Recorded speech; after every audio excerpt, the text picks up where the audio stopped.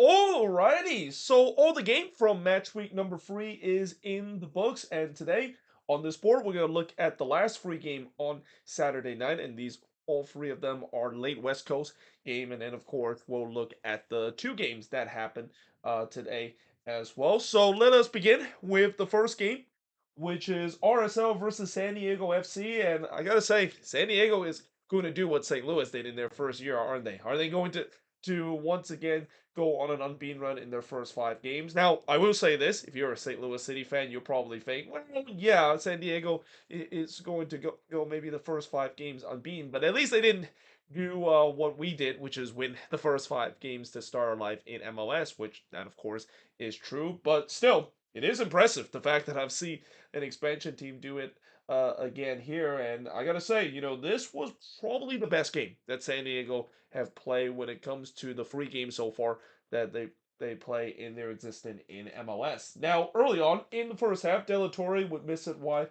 from long range before Dreyer would puts it wide from close range. And I thought not only was a good start from San Diego, one big thing that I've saw instantly is that they actually had some purpose going forward in the final third. This was a huge problem in the last game that I saw in person at Snapdragon Stadium, of how, as much as San Diego was having a lot of possession, they just looked completely clueless in the final third. Just almost very reminiscent of the Greg Berhalter U.S. men's national team kind of game. But in this one, it seems like Mikey Veras might have figured something out, or the fact that the RSL defense was not good in this game whatsoever. Though speaking of not good, in the 13th minute, Priol somehow missed an open net and hit the post here after he round Dos Santos. Now he is very lucky. The flag went up there, because imagine if the flag didn't go up there. That would have been one, if not the most embarrassing mess you ever seen in MLS play. Though the good news for him is that he did redeem himself just 4 minutes later, because he gets on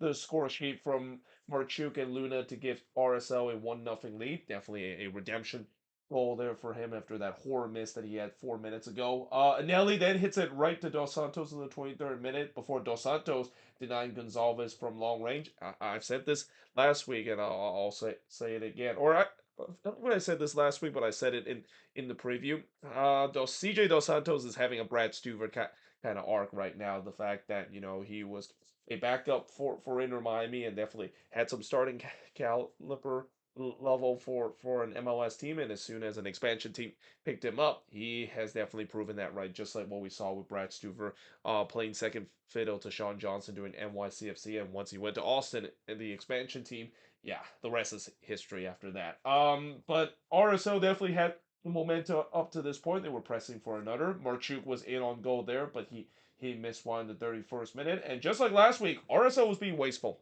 in front of goal. This has been a problem for Pablo Mastroeni team, at least in the early season, where it's not just this game, but the game they had against Seattle, they were pretty wasteful, and then the Heredano game, we all remember how wasteful that was, and that come back to haunt them in a big way. Cabral then denied Dreyer from close before Ingvartsen puts it wide from close range, and then Cabral denied Angel from close, and all of a sudden, San Diego got the momentum back. They were now looking to press for the equalizer, and they do, as in the 43rd minute, Franco Negri would score his first goal for San Diego. He scored from Angel to tie the game up at one apiece. I wrote that's been coming, because you can definitely see the pressure was coming on San Diego. Though Pio did look to answer and try to score his second of the night, but he missed wide in the first minute of stoppage time. And we do head to halftime with the score squared up at one apiece between these two teams. In the second half, Cabral would deny De La Torre from close. I thought it was another good start from the expansion team as they were pressing for the lead. Gonzalez was then in on goal there, but he missed the target because, yeah, again, that just kind of sums up the early season of RSL, just not showing that clinical finishing. Iago would then hits it right to Dos Santos before he does the same thing just 12 minutes later, as now RSL were pushing late to try to get the lead. Cabral would then deny Ingvartsen with a kick save, and he actually did give up a rebound with that kick save, but somehow in some way just he was able to kind of slap that ball away before Dreyer was ready to pounce on it. But that being said, just a couple of minutes later, Dreyer would put the ball into the back of the net as he scored here to give San Diego a 2-1 lead, and then it would be 3-1 as Ingvartsen would score his first career MLS goal from Valakari, and Godoy to make it 3-1 in favor of San Diego FC, and that would be the final score of this game. How about San Diego now getting 2 wins out of 3 and remains unbeaten this season? And while yes, they did concede their first ever goal in their short existence in MLS, it's another win on the road for them. That's 2 straight row wins for them to start life in MLS. And the shots in this one, it was actually pretty even. 16 shots compared to 14 that RSL had. 8 shots on goal for the 6 that RSL had. 4 shots off target for the 5 that RSL had. Both teams had 2 shots that was blocked. And possession wise, 50% for both of these teams. And really, I think if there's a very easy way you can sum up this game. One team was being more clinical, the other wasn't. San Diego was being more clinical with their chances. RSL wasn't, and that's exactly why the expansion team was able to walk out with all 3 points. And now are they going to do what St. Louis did, which is have an incredible start of the season? I mean, I doubt that they probably might do something St. Louis did, which is finish first in the Western Conference, because as impressive as St. Louis did in their expansion season, finishing first in the West, that year when they finished first in the West, I think they only finished it with 59 points. That wasn't actually the most points total an expansion team has ever had, and that was a Western Conference that was very weak and very balanced. I don't think that's going to be the same case, though. Still, take nothing away in terms of what Mikey Vera's team has done, and we'll see whether or not if teams can start figure things out. Because whilst that St. Louis run was so impressive in the first season, eventually teams have figured them out and had a book on them, and we'll see whether or not if teams are going to eventually have a book on San Diego FC, and whether that the second most important thing Mikey Veras will need to prove is, can he make adjustment that now the teams have a book on this team in their expansion season. But that being said, moving on in the next match is Vancouver versus Montreal. So Vancouver, of course, remained perfect this season alongside with the Philadelphia Union, but it definitely comes in a big price, and there is now even more concern when it comes to the injury problem that they had. I mean, right now the Whitecaps they just cannot catch a break with key players out in injury, and the player that suffered an injury, this one might be a fatal blow for them even for the rest of the season. Now, in the first half, Berhalter would miss wide from long range, as not much really happened in this game. There was only one shot for the first 20 minutes. That Berhalter shot was the only shot in this one. And then this is where a lot of Whitecaps fans are just basically holding their breath, maybe for the rest of the week, because Ryan Gall had to be subbed off in this game. I mean, he had to even get helped off with a knee injury. He was looking like he was in a lot of discomfort. And what's even more important, it was not a non-contact injury on turf. And again, we can definitely open the can of worms about how turf and how bad it is in this league. And it we have seen so many times when players blow their knees and torn their ACL because of turf, and you just hope that's not the same case with Ryan Gall. But looking at it at first look, that could potentially be the case. And if that is the case, that is a massive blow for the Vancouver Whitecaps. I mean, not only he is the captain of this team, but he's the heart and soul of this team. He is the guy that really strings the attack. And if they lose that kind of caliber of player, I mean, in the end, after this game, it didn't really matter. It seems like they kind of rallied their captain by getting the big win. But going forward, I mean, if they want to keep this incredible run that they had in the season, if they lose Ryan Gall for the rest of the year, that is a huge blow to this team. Even as big of a blow as them already losing Jaden Nelson and Sam Adeku in the beginning part of the season.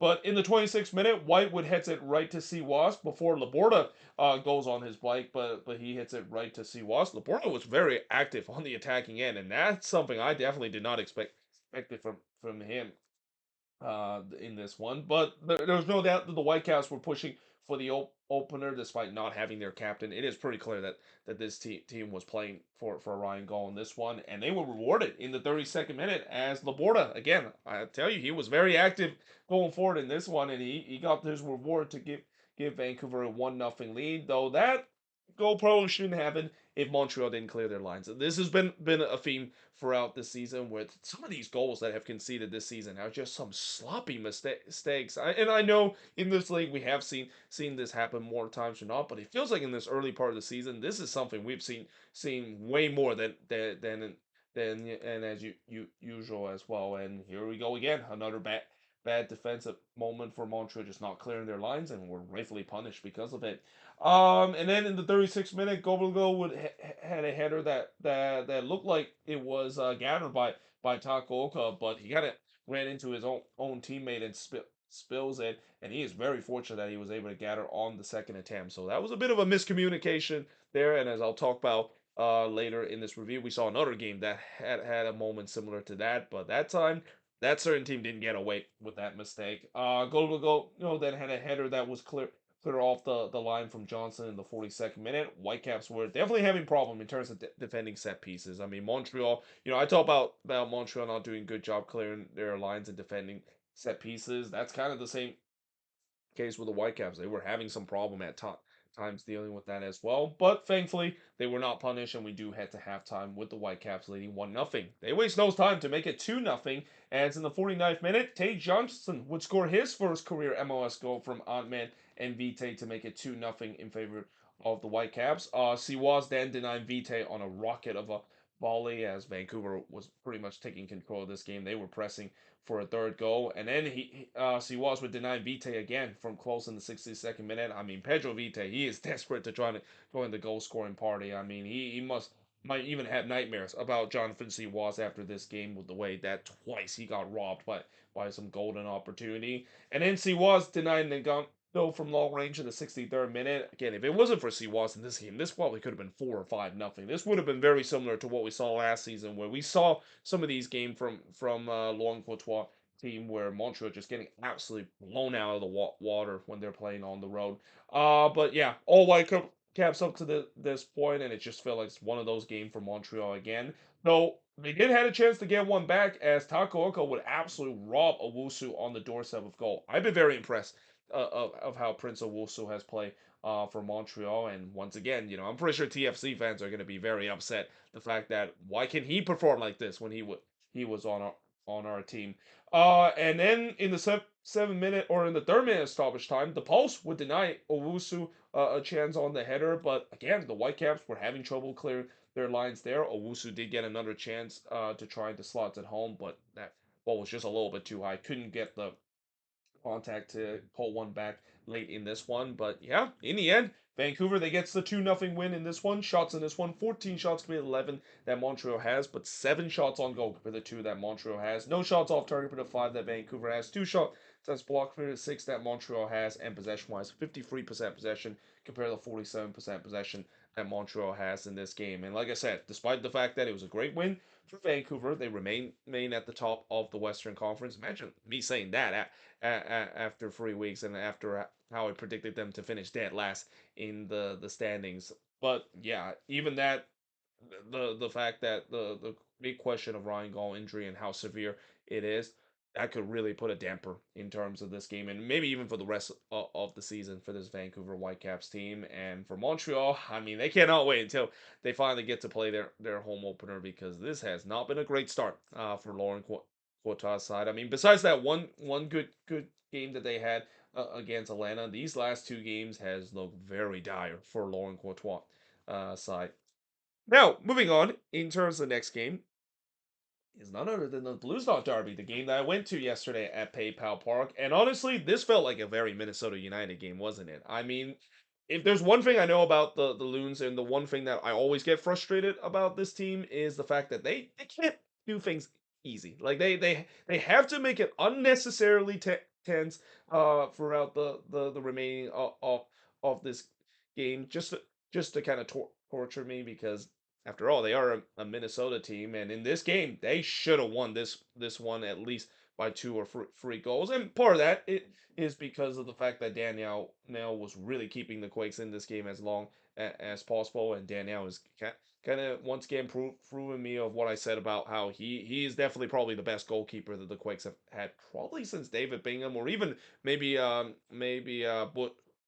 certain goalkeeper named Bush play for this Quake side. But yeah, for Minnesota, they may be a little fortunate, the fact that their defense has just been rock solid so far far throughout the season, and even when they at times kind of play a little row heap mode ball at the end, they still hold on to the 1-0 victory. Now, early on, the Quakes had most of the possession, as Minnesota was doing their usual sit deep and counter kind of style. And there was no shots throughout the first 10 minutes. Yeah, it was a bit of a boring start to this game. Yoboa did have the game's first shot, but he missed wide. The possession was 70 to 30 in favor of the Quakes. Now, for people as me, am I a little concerned the fact that Minnesota has given so many possession to other team and they're just kind of at times defend and sit deep for majority of these first couple of games? Not really. I mean, again, every team has their different style of play. Some teams like to have possession and they feel comfortable with that. Some teams don't, and I feel like that's kind of the style that Eric Ramsey team likes to do. He doesn't want to have possession, and he had specifically said that he doesn't really care about possession because at the end of the day, possession is just a stats number. It's all about what you can do with the possession, and we've seen so many times where even when teams that have majority of the possession, if you can't do anything with that possession or create a good build up, it doesn't matter how much possession you would have, and that's I think was the big problem for this game for the Quakes. They had a lot of possession in this game, but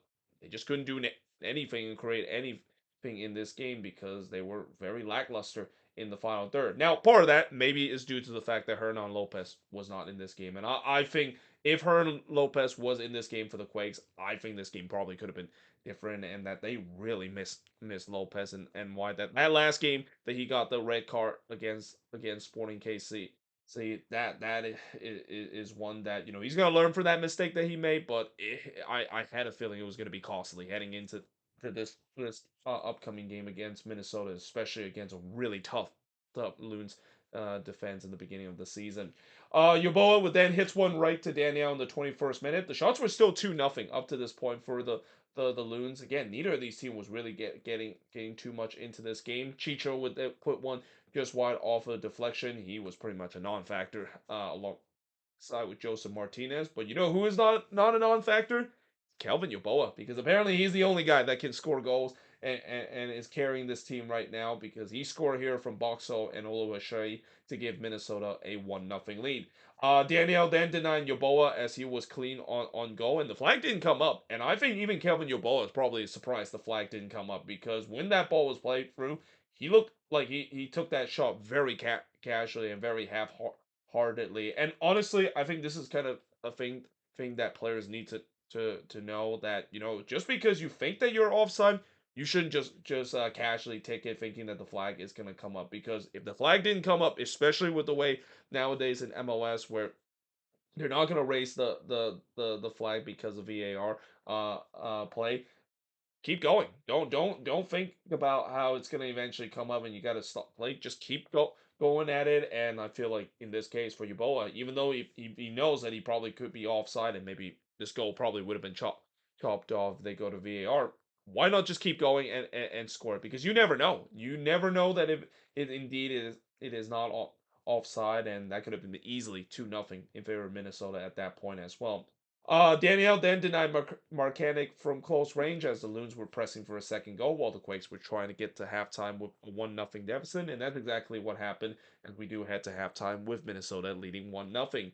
In the second half, Pellegrino would skies one to Mineta Airport before Martinez would put the ball into the back net, but the problem was the flag come up for offside. Pretty obvious. I mean that he was offside by a couple of yards. Quakes were definitely started getting some chances, but again, they weren't really threatening Dane Sinclair for the most part. There was a shout for a penalty for the Quakes not given. Danielle then denied Duggan from close range, and I really think Danielle is the only reason why this is still 1-0. If it wasn't for some big save here, it could have been 2 or 3-0 in favor of the Loons. And I also thought that it looks like this is one of those stressful games for the Loons again, where it really shouldn't be, because if they know how to finish and make this more comfortable, I shouldn't have to really be sweating out and pray that this Rohith mode kind of ball that they've started to play is going to come back to bite this team again. Espinoza would put it wide on the free kick before Dane Sinclair denied Espinoza on the volley. That was probably the only really big save that Dane Sinclair had to make throughout this game. On the other end, Danielle would deny Longwane from close as the Quakes would continue to push for the equalizer as the time winds down. The Loons were definitely going full Rohith mode, trying to preserve this 1-0 lead down the stretch.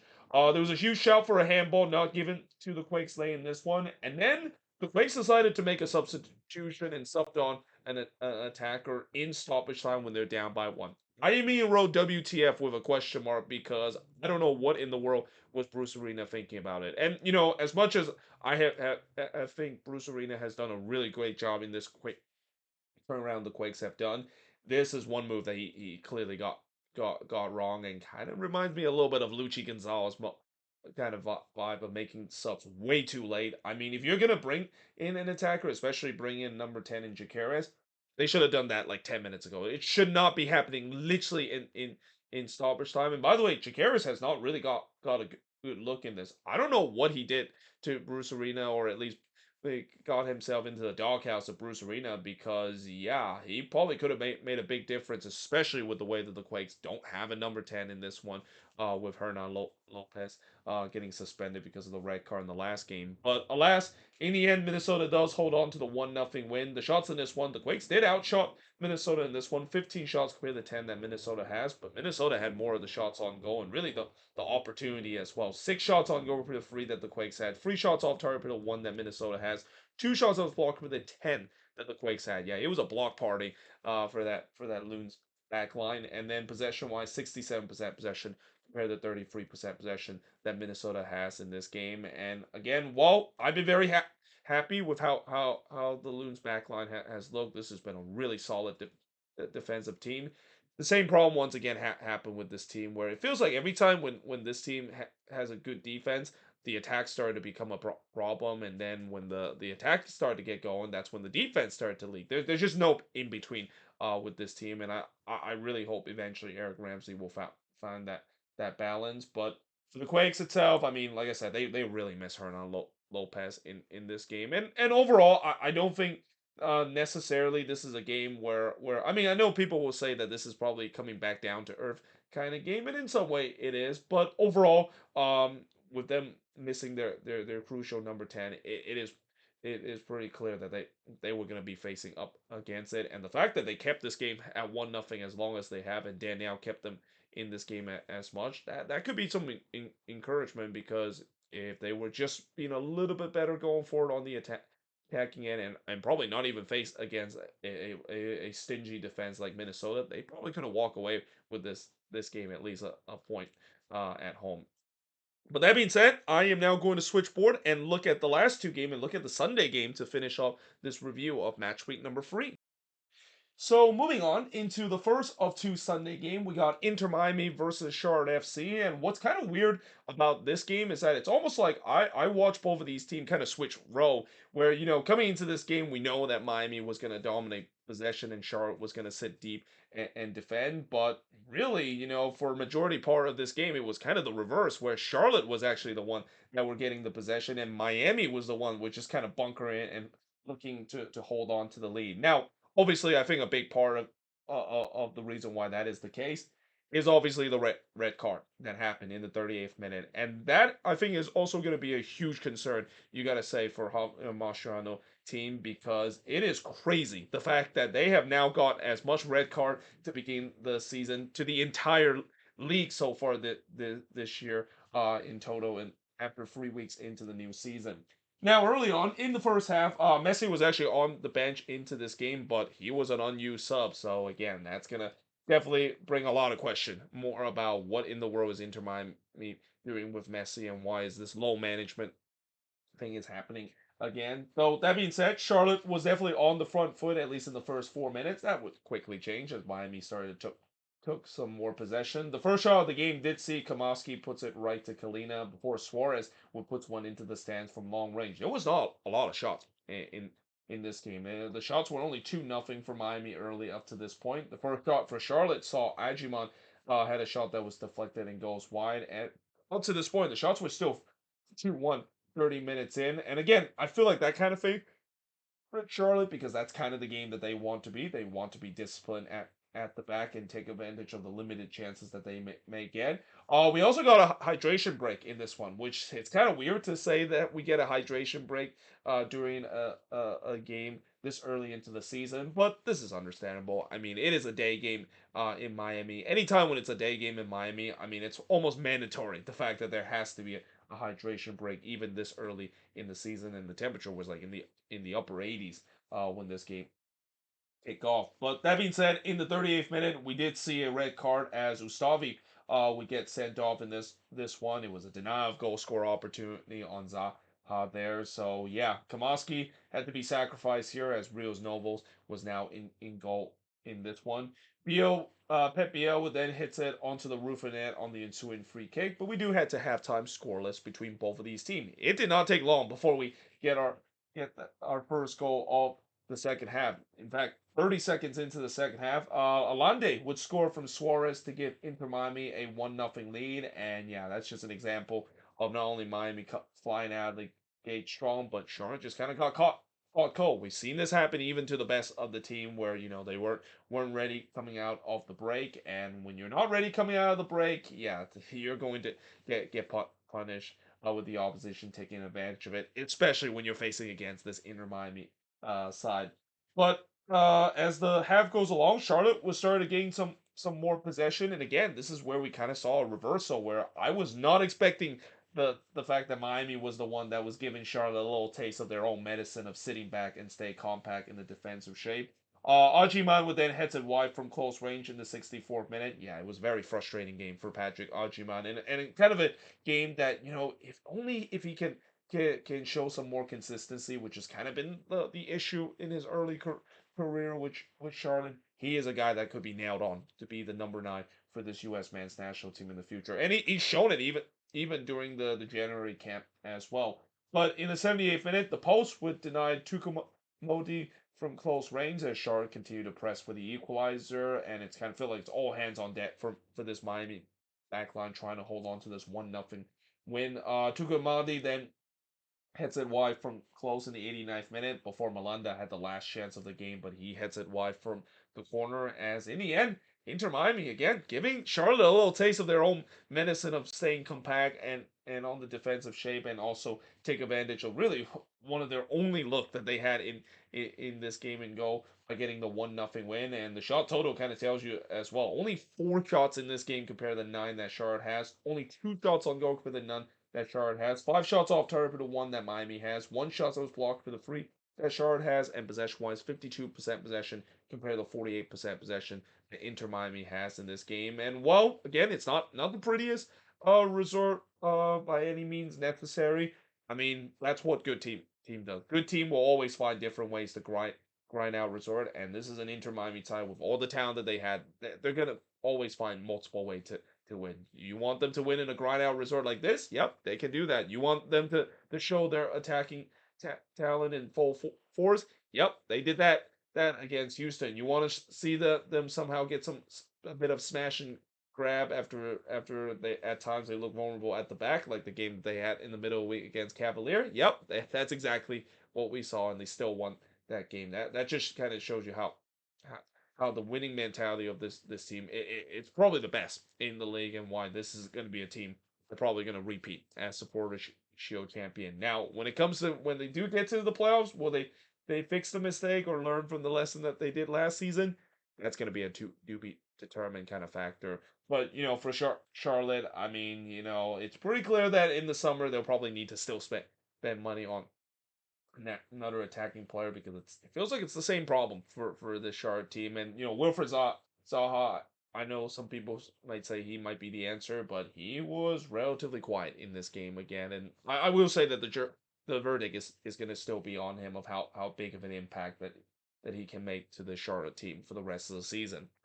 Well, with that being said, moving on into the last game on this board is the Galaxy and St. Louis City. So the Galaxy, of course, made history in this game, and it's not one that they want to, as they become the first team to lose all 3 of their first or they become the let me actually rephrase that. They become the first team to lose all 3 of their games to start the season as the defending MLS Cup champion in league history. And what's kind of interesting about this one is that this probably was the best game to the Galaxy play, especially on the attacking end. I mean, they really did well on the attacking end, and at times kind of looked like the Galaxy of the defending MLS Cup champion that we know. But the problem is they got Roman Burki in this game, and also on the defensive end, yeah, some self-inflicted mistake cost them this game Now, early on in the first half, Wallen had a shot that was deflected and go side before Mikovic denied Hardo from close range. And 2 minutes in, St. Louis was already matching the almost all the shots that they had against San Diego. There was no doubt that they were much better on the attacking end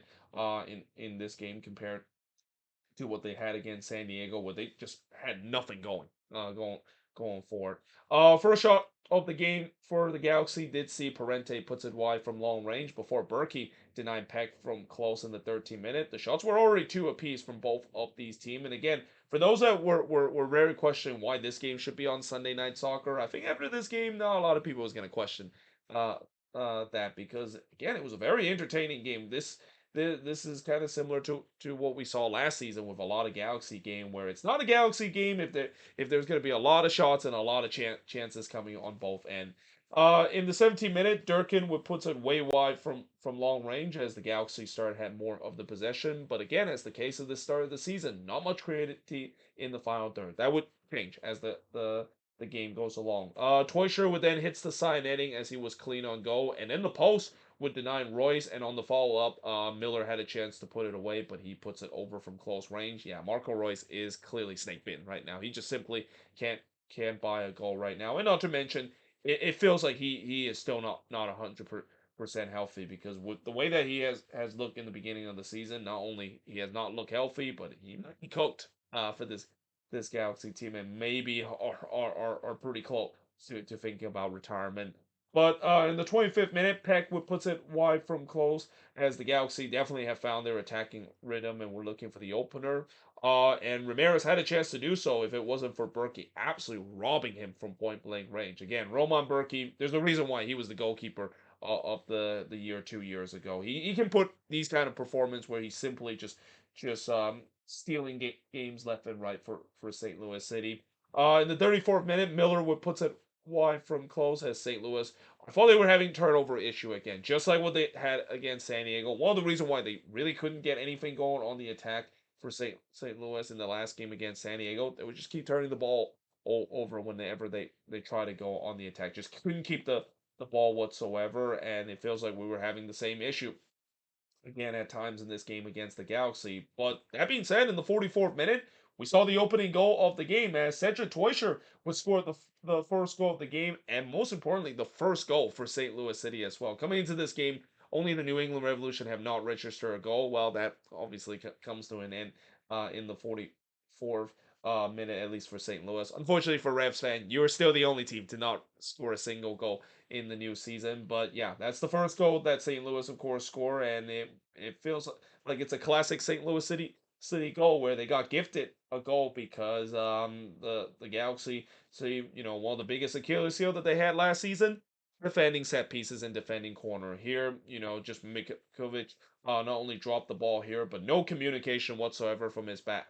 line. His back line gets in the way. The ball was loose. Chaos started to happen, and when that happened, usually that's going to benefit the attacking team. And Teuscher was in the right place, right time to bury it, and just like that, St. Louis got a 1-0 lead.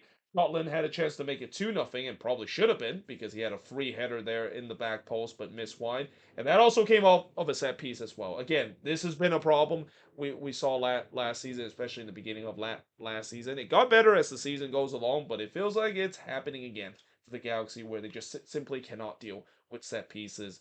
But we do head to halftime with St. Louis leading 1-0. In the second half, Cirillo would puts it wide from long range. But then on the other end, and in the 48th minute, St. Louis would double their lead as Marcel Hardo would score from Teuscher and Klaus. This looked more like St. Louis from the second half of last season. What wasn't it?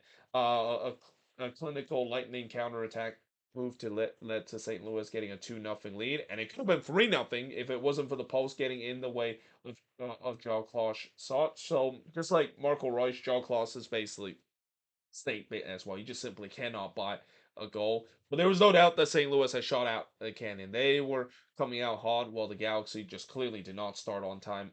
Again, heading into the second half, Berkey would then deny Peck from long range, and then Peck would puts it wide off of the deflection. As I thought this game started to become very open, as both of these teams was getting some good chances, which again, not a big surprise because as I said a lot of time last season, it's not a Galaxy game if the game is not open and there's a lot of chances on both end.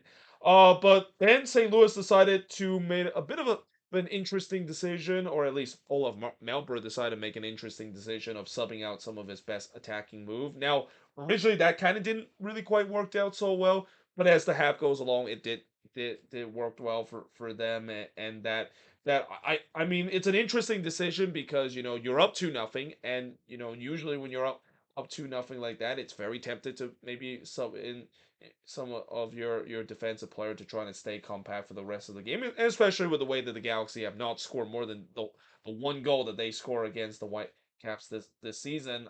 I mean, I can definitely see why Olaf Malper think about just kind of shutting up shop, but the other problem with that thinking is that it's a 2-0 lead, and to quote an old cliche, 2-0 lead is always the most dangerous lead in MLS because if the Galaxy can get one back, then now all of a sudden the momentum is with the Galaxy, and as much as Berkey has played very well in this game, you definitely do not want to get in a game where it's a one goal game against the Galaxy, even if this is a Galaxy team that struggled to score goals this season.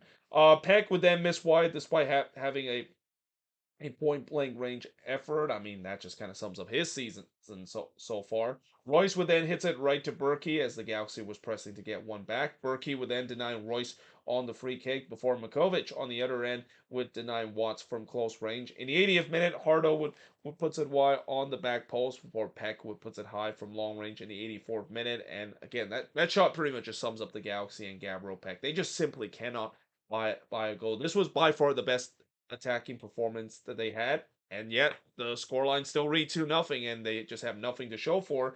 And then, literally after that moment, the scoreline would say 3-0 in favor of St. Louis because Simon Betcher would get his 2025 goal scoring account open as he scored from Heber to make it 3-0 in favor of St. Louis, and that would be the final score of this game.